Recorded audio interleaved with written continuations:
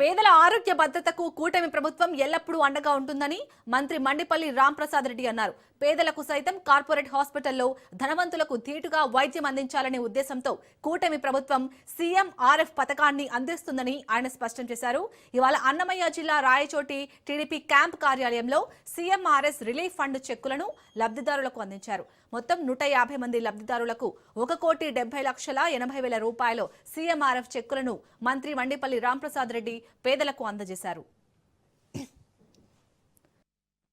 మన నియోజకవర్గంలో సుమారు 150 మంది లబ్ధిదారులు 1,17,00,000 రూపాయల చెక్కులను పంపిణీ చేయడం జరిగింది.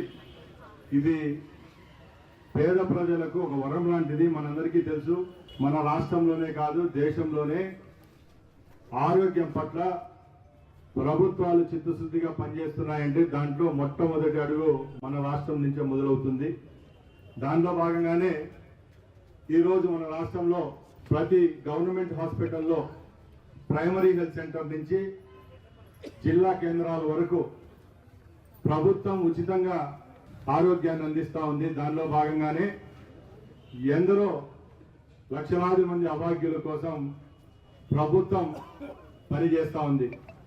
అదే కాకుండా గత ప్రభుత్వాల లాగా కాకుండా ఈ ప్రభుత్వంలో ఆరోగ్యానికి పెద్దపీట వేస్తూ ఈరోజు రాష్ట్ర వ్యాప్తంగా గత 20 నెలల నుంచి అన్ని హాస్పిటల్లో ప్రక్షాళన చేయడం జరిగింది.